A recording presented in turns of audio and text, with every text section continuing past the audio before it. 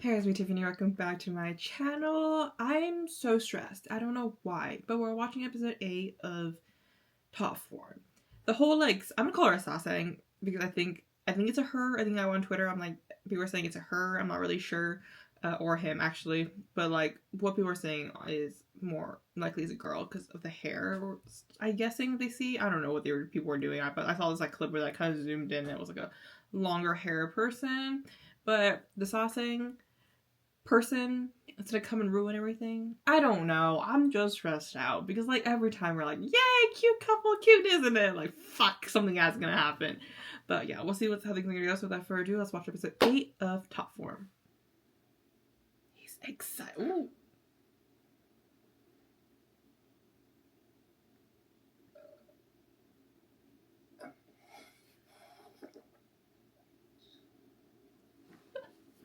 He got excited. He was actually thinking.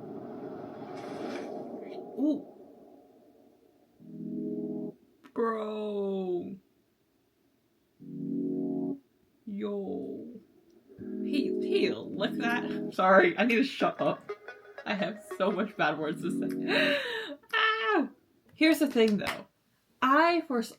Do we think that this is the thing where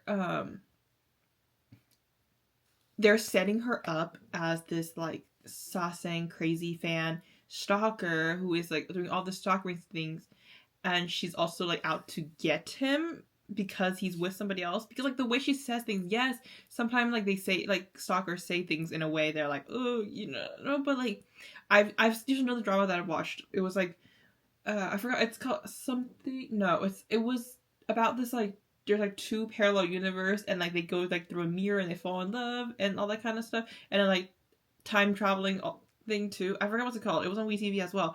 But I was thinking about that when I was watching the whole scene. It's if she's able to show up as a fan in that earlier that scene in her hands grabbing him, yes, she's obviously needs to be stopped. But I feel there's another player going on here. They wanted us to think it's her in the hoodie, but it's actually not her. She's that crazy, but at the end she's gonna be the one who's I'm gonna support you even if you're in a relationship. She's a little creepy. She's extremely creepy, but she's still not gonna harm him in the sense of what we're thinking. Right, I feel that's the case because in that other series, the person that was stalking turns out to be not the same person, and it was also she's I just really like you so much, but I had to follow you, and that's wrong, and she she got warned and all that kind of stuff, but at the end she did no harm situation. I feel that's the case because if she's gonna if she's gonna show up in front and show oh, look at that, I stole from you, kind of insinuating that she's been following him. But why would she wear a hoodie? But it could be that because she saw Jin and Akin together, she's ooh, I'm getting worried that the person that I love is gonna love somebody else, so I gotta make sure to show up. I don't know. There's so many possibilities here. We'll find out.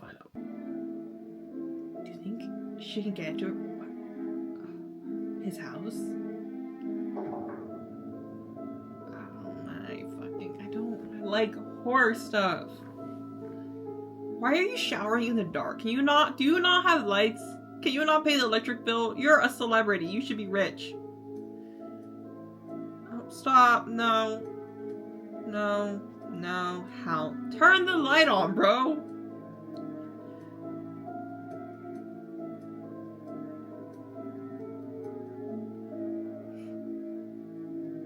Oh, fuck you. No, she's in the house.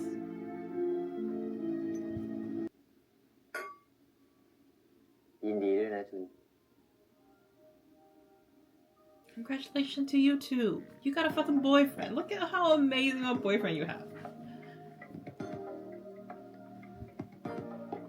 Honestly, that's the best prize. An amazing boyfriend like Jin.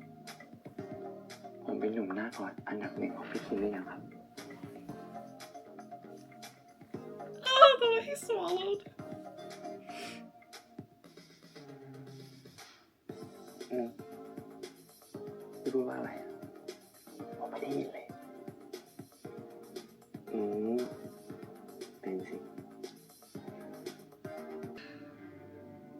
Oh my god.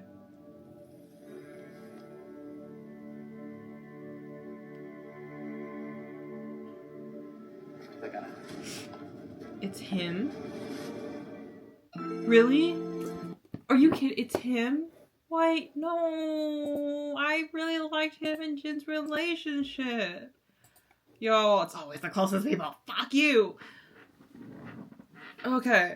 A lot of unpacked here because I do have a lot of my opinions. I don't like parasocial relationships in the sense of like what happened in this series, in this episode, because it's just I think it's fucked up and messed up, and I don't understand how I don't understand fans who don't want your celebrity that you like, your idol, to have a relationship. I don't understand the needs and the means of stalking. I know this whole like parasocial relationship and the idea of thinking like obviously there's something going on in their head, and I should not judge heart in that way, but like I've seen enough horror stories and things that it's like, you know what, like that's messed up, and like I'm somebody who like very like safety is such an important part of my life. I think that I'm always very cautious, so like putting like if I put myself in the celebrity's shoes and having somebody stalk me because they like me and like come into my house and all that kind of stuff, it's just something unacceptable. And honestly, that's probably why I'm not. No, there's a lot of reasons why I'm not a celebrity, but like for Akin to like, you know, like accept the like move on from that, like I would be traumatized by that person coming to my house, like other like even like the photos and stuff like that too. It's crazy, but like I know like what they're trying to express and like that moment there, because like another big part is that like, you know, he needs to come, even if he like doesn't fully move on from it and like say that, oh, I'm not mad at you for what you did because you were like I was your idol and all that kind of stuff. I think put in the perspective of like, if I say harsh things and get mad at him, like I could force them off the cliff and they could do something even worse than what it has been done already, you know, that part too. So I kind of like see that in that perspective as well too, because like if he did lash out at her, like what else can she do, you know, and stuff. And like it does seem like she does not fully like, I think what happened was that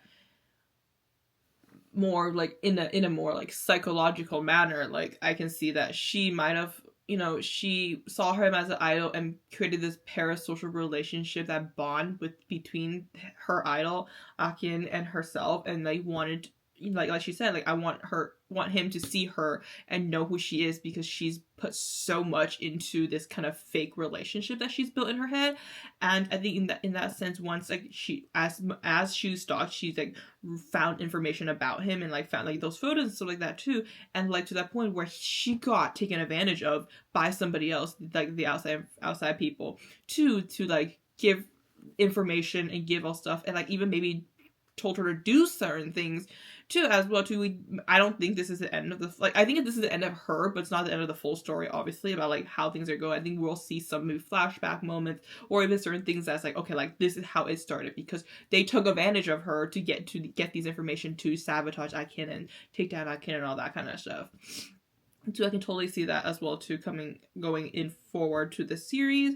Another big part is like I like did not like Jade for a bit, from the majority of the first 7 episodes, I guess. I can see that he's a really good person to Akin and has been supporting Akin, but at the same time, like, ooh, like what if money's become such a big issue in this thing, like always about business and working? Like, what if he like just like, you know, I've seen him help Akin obviously multiple times, but at the same time, like, what does he want out of it? But I think he just generally is really close to him, and like he's able to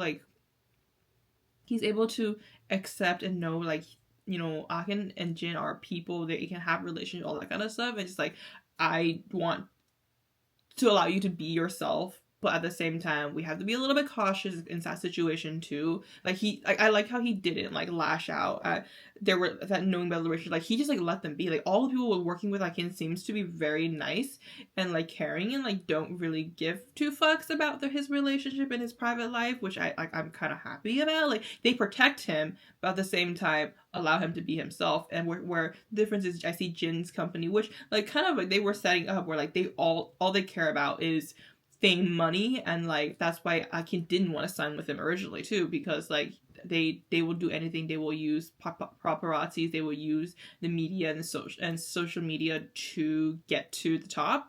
And we kind of saw that with the way that like they pan to the kind of the CEO of that of Sigma Entertainment and all that kind of stuff too. And I can see that Jin's company is gonna be the main issue coming up forward, and seeing like his assistant manager, I think it's his manager, no, his old manager slash like new like assistant now is like obviously in the works with doing that too. And or it could be the whole part like he's doing it himself, like he wants to like take Jin down. I don't know. We'll see how things are gonna go. I don't know exactly how things are gonna play out, but it's I bet it's gonna be chaotic and messy.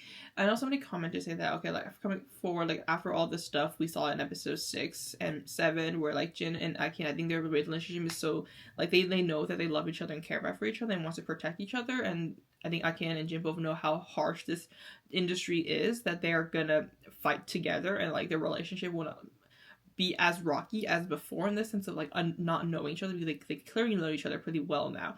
But like other outside sources, I feel like the outside sources are gonna be so like hard on them as well. It's gonna affect their relationship in that sense, because outside factors do affect your personal relationship. So even though it's strong, it's like sometimes it's too much. And knowing Akin as a character, he seems to have more low self-esteem. There's this effort, like he wants to stand up as strong and powerful and like have this amazing personality, but at deep down like you can see that there's kind of like the questions and the fear of like not being at the top and like not be able to achieve his goal, and that kind of lower self-esteem that is more internalized. And we saw that at the first few scenes with the first few episodes where he was like, I can't be in this relationship with you, and he's scared. And when Jin won hottest something whatever award, he was also become more like frail and like scared, and the self-esteem definitely sunk in a little bit too. But then I watched the end of this episode too, where like he wasn't as, I thought he would be more heartbroken about not being best actor, but like at the same time he's like really strong about it. And I feel like because he has Jin now,